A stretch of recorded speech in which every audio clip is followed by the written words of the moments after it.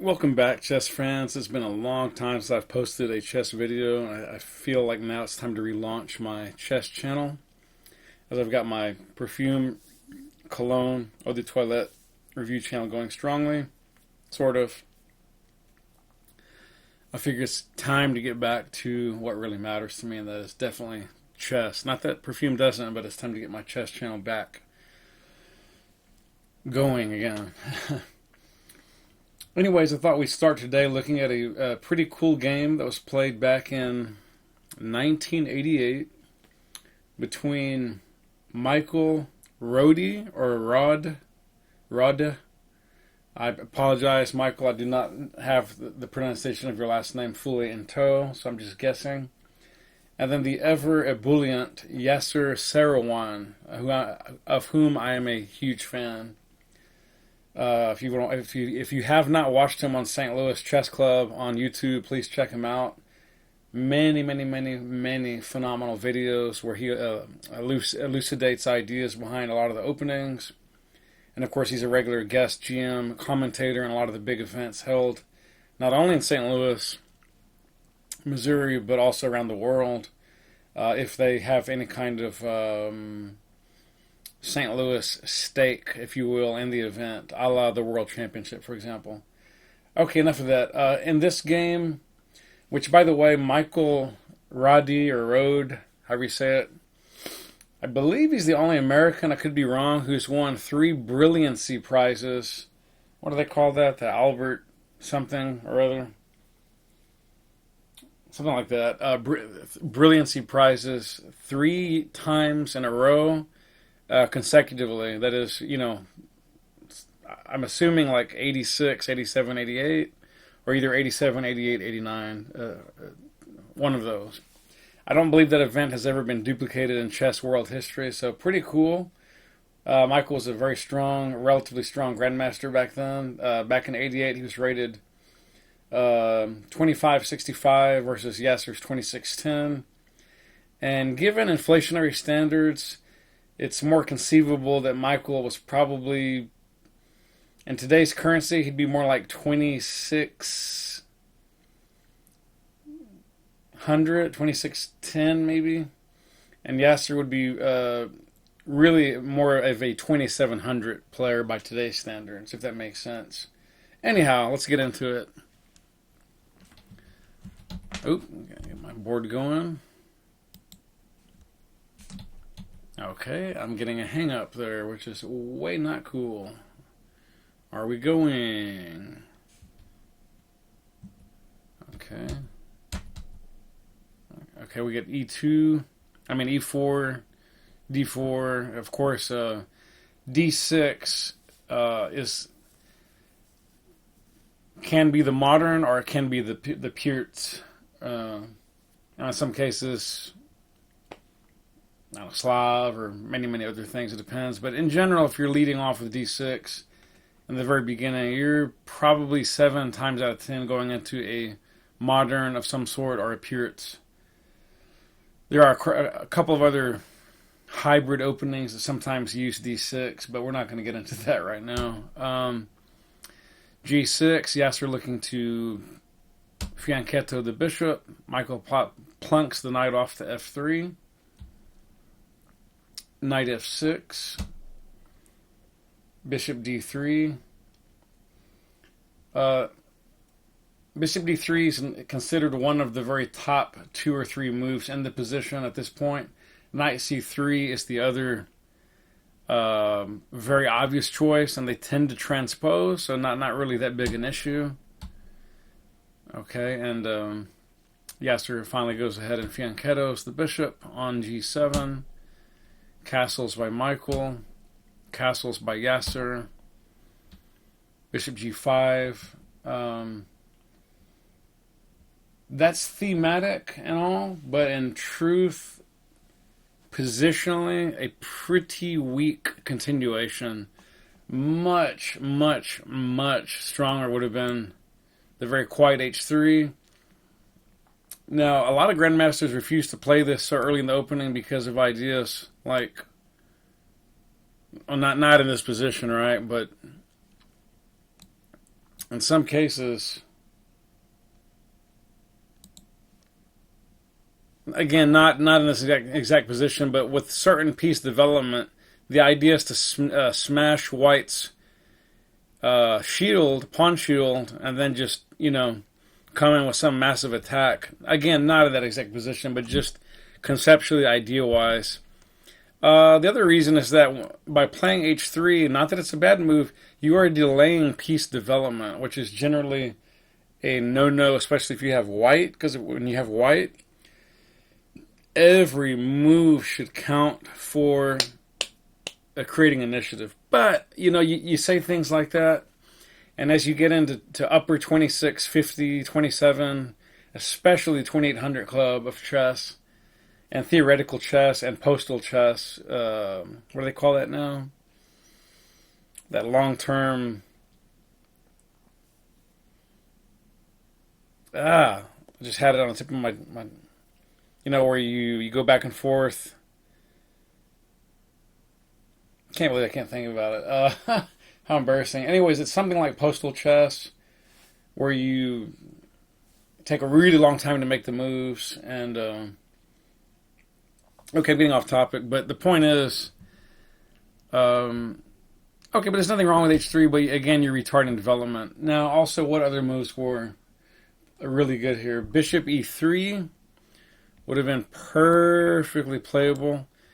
Developing the bishops here to d3 and e3, and then you've got these pawns in front of them. Oh my god, I hate that sound. And the idea here is just that you're controlling massive amounts of the center with these knights, with the bishops, with the pawns. Okay, what other move was...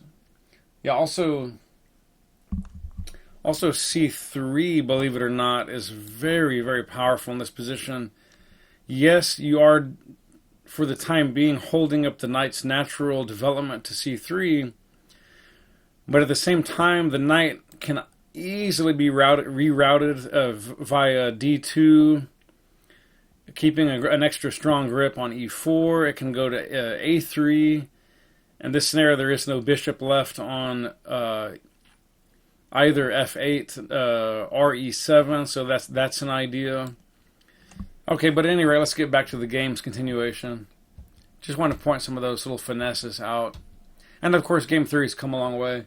Now, there's nothing especially wrong with playing bishop g5. It's a move, it's not terrible, but it is ceding quite a bit of the center-pawn pool that white would have had with a different move. But it's not a bad move by any means. I'm not at all implying that. It's just not the hottest move available, nor necessarily the most accurate. But whatever. This is 1988, so I'm not even sure if they had chess engines then. If they did, they were very rudimentary, and people mostly went with over-the-board type knowledge and theory. Yasser kicked the bishop off, or I mean, he can trade, or he can, go away. I thought here,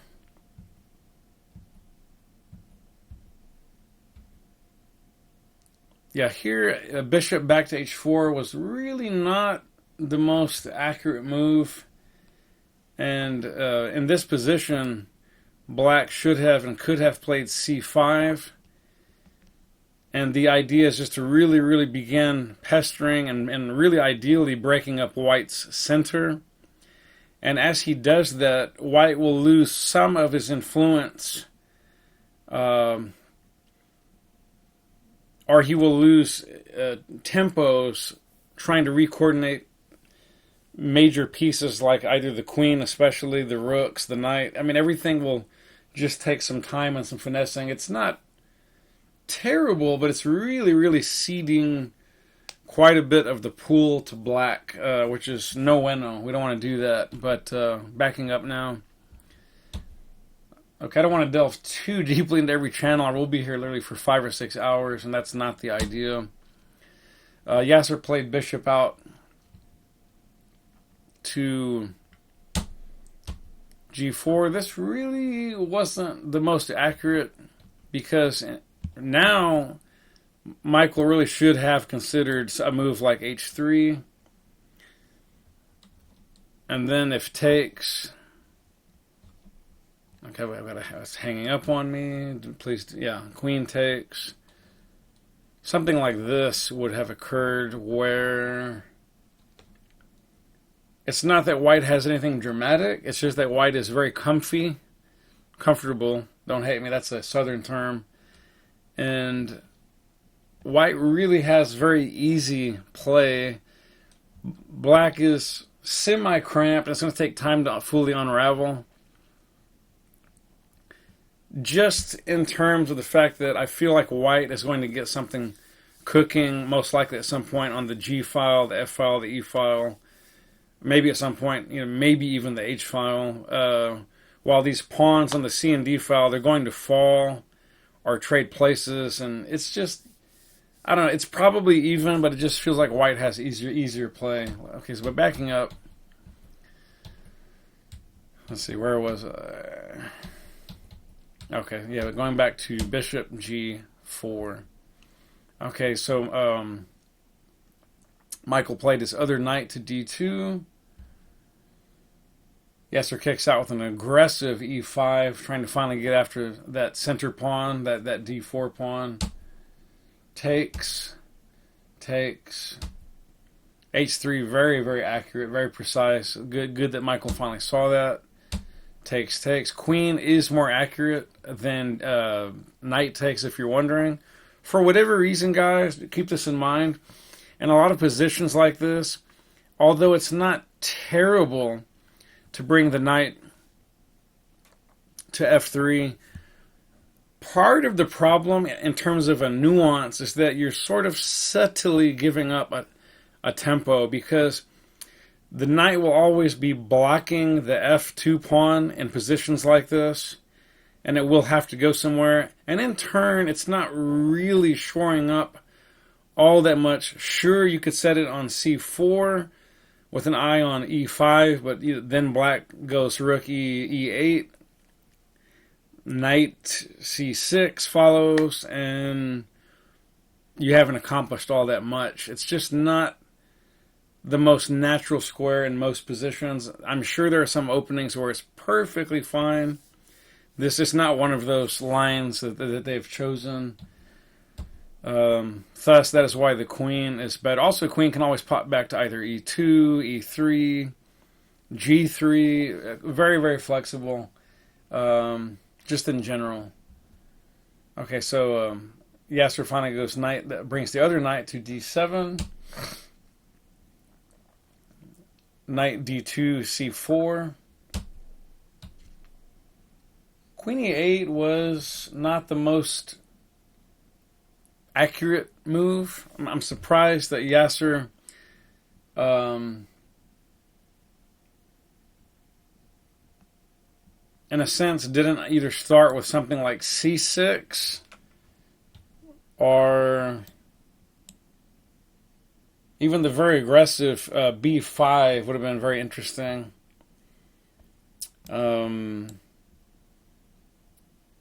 Knight C5, very, very interesting. Getting pressurizing the bishop on D3. And I'll give you one possible continuation here. Kind of a cool little line. And so forth and so on. It's a very interesting line. I haven't played it out too much longer than that. Just thought that was an interesting way to play. Also, just the simple queen e7 felt more accurate, because now I can bring my rook to e8. Of course, I do understand that in that position, the queen is being x-rayed by this bishop on h6, but it's not really getting there. It's not really, especially after a move like g5. So I think that's much ado about perhaps quite nothing. But at any rate, Yasser played queen e8, which I thought was a little bit.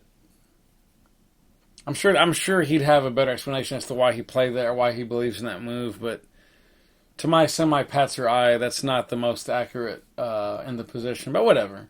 That's what was played. Let's get into it. Knight e3. Now Yasser does bust out c6. Rook d1. That's the king's rook, d1. Now, b5, while certainly very, very playable, no doubt, gives white a potential huge, well, not huge, but a pretty big pool on the position that he wouldn't have had with moves like b4, because you have ideas now of c4, and it's doubly protected by the bishop and the knight. And even if you play something slow like this, now I go c4,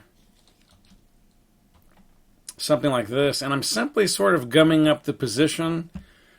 Black's not going to be able to bust through this pawn formation anytime soon, and if and when he does, it'll be at a significant cost in tempo. There could even be positional sacrifices at some point. So really, not the most accurate of moves. Let's see, where was I? Yeah. Having said that, Michael pounces on the idea and goes a4, immediately tickling that dangler, if you will. That's not really the base, but I mean, if you're getting at one of the main danglers, you are ultimately affecting the base. And Yasser tries to gum it up with a6. B takes. A takes. Rooks come off. Pretty typical maneuver. White is definitely better here, guys. It's not crushing anything. Now, little rook f1 is very, very typical in positions like this. And the idea is very, very sort of, it's subtle but obvious. On the one hand, white guards the king from back rank checking ideas. He keeps a grip on g2, allowing pieces like the queen to roam about and not worry. Also, the knight can jump around and also not worry about g2 too much. And you're also maintaining this pressure for the time being on this diagonal, with ideas at some point of coming back out and then repressurizing, for example, a2 to f7, which would be obviously tickling or x-raying the king. Of course, the king will move to either h8 or h7. We get that, but I'm just explaining some simple ideas of a move that maybe for some beginners or early intermediates may not seem like the most aggressive chess, but it is preparing for further development and then further attacking. And if you don't make moves like that, guys, you're always going to leave your king a bit susceptible, and maybe even pieces, and allow for combinative attacks to occur at some point, because you didn't play a prosaic sort of waiting structural move, a preparatory move, if you will. Okay. Yasser goes queen b7. He's hitting at that c4, tickling b5. Yasser plays the very accurate b4, avoiding taking. C5. I'm going to take a little sip of coffee here before it gets too cold.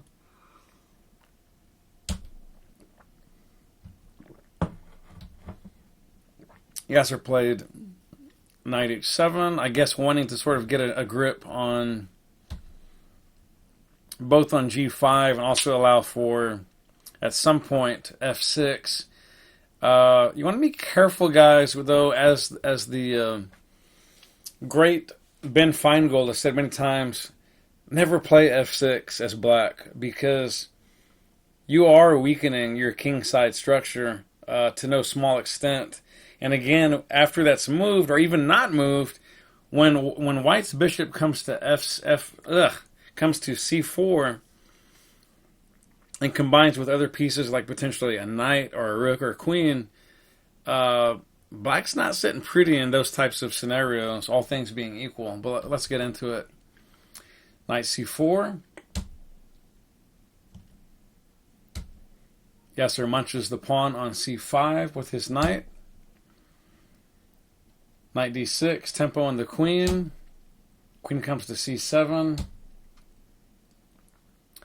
Bishop comes to c4. Now look, just pause and look. What do you guys see? I see a bishop on h4, x-raying a very sweet, tasty diagonal going up to the d8 square. I see a queen, lovely, lovely queen on f3, currently unopposed, eyeballing that delicious, tasty f7 square. You will see a knight on d6, unopposed for the time being, also eyeing f7. And I see a bishop now on c4, also x-raying through the king via the square f7. Am I getting through to you? This is not looking like what the fantastic and very gifted and talented Yasser Seirawan signed up for. I don't think this is what he was thinking about when he played when he was playing Michael back in '88. Okay, I just want to make that abundantly clear that there is a lot of heat on f7. Now, what in the Lord's name possessed Yasser to play knight a4 in this position? I have no clue. And I'm not trying to throw shade at you, Yasser, if you're watching this. Absolutely not. We've all made blunders. Even Magnus has blundered. Fabiano has blundered. Wesley has blundered. They've all blundered. Even Gary... Even Kasparov has blundered, and Hikaru has blundered, and Geary has... They've all blundered. So it's just part of chess life. It is what it is. But my point is, out of all the other plethora of moves available to black, knight on the rim, 98.999% of the time is absolutely dim. And again, when you've got this much heat bearing down on f7, I just don't know what this knight was supposed to do on a4. It's moving away from the action, away from the center, and white could just care less. I mean, just practically all but ignore this just nothing move. I mean, it's not even a real attack, in my opinion. But whatever. I mean... Now, Queen B3. Queen B3, guys, is the most accurate move in the position. Obviously, immediately asking Yasser, asking the Black Knight, where are you going, buddy? Where are you going? Now, notice, if you get this move, right, and you say, aha, I'm tickling the queen... Queen comes up to b4, again asking the knight, where are you going? Queen comes back, trying to bolster that up. Queen comes back to c3. And if nothing else, well, maybe not in this exact position. Let's just make a move for move's sake.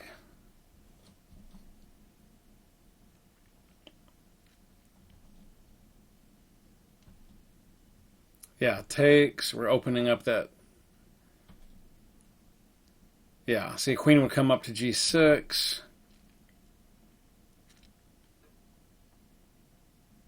Still some finesse required in a position like this. This is a very intricate sort of dance. And white, although white has a lot going for him, one wrong move here and a lot of your advantage would just vaporize in an instant. Idea here, obviously, is to bring the rook up probably get on G3 or even F3 at some point. Not in this exact moment. You don't want to leave your knight hanging, for example. Queen would, yeah, king is wise to get over. Pinning that corner knight. Black's rook trying to pressurize.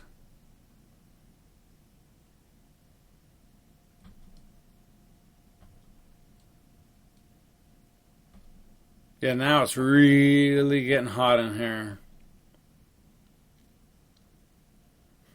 Note that black is dreaming of some kind of mate or well, not, it's not a mate. What am I saying? That the bishop is on h4, but this is just totally crushing now.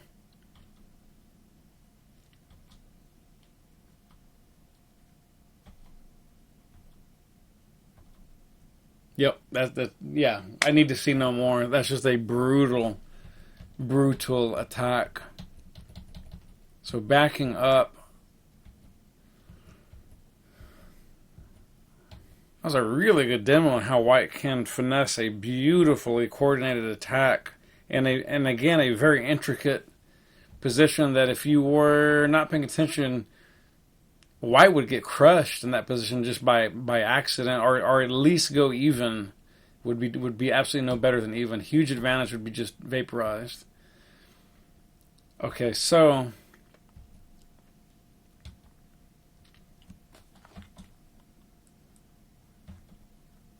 yeah, I was gonna say I would just take that knight off and then try to do something similar to what we saw in the previous several moves. But at any rate, let's get on to the actual game. I just thought that was very interesting.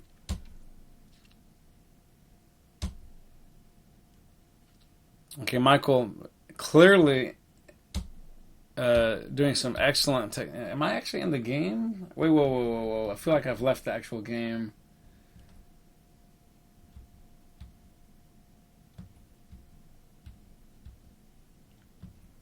Yeah, my bad. Sorry. We left off here, tickling the knight. Knight went up to here. Again, I was wanting to find out what would happen if knight came to c5, and we kind of answered all that. So, and in the game, I apologize. In the game, the knight actually went to b6.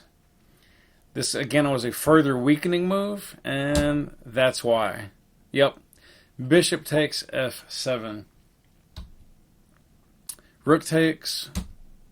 And now, why did I already play the move? I wanted to ask you guys, what would you play in this exact position? My finger. Anyways, a lot of us guys, intermediates and beginners, we would see this, we'd have this in a blitz game, and honestly, a lot of us would just cash out our chips probably with something like this. This and that. Or even